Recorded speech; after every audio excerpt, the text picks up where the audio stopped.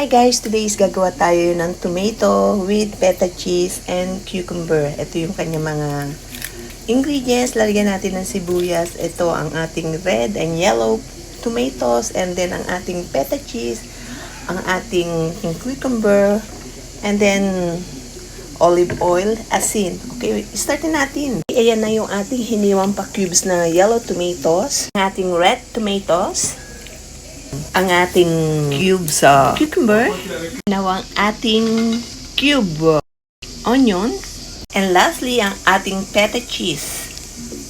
Ayan, sunod naman natin i-mix ang ating sauce.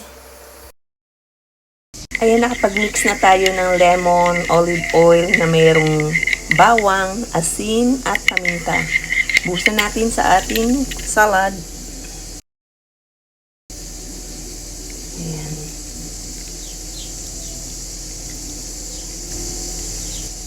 So, paghalu-haluin na natin.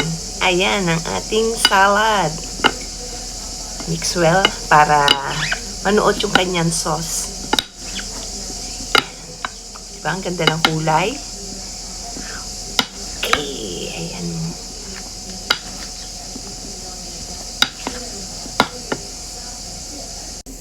Okay, ayan. Kainan na.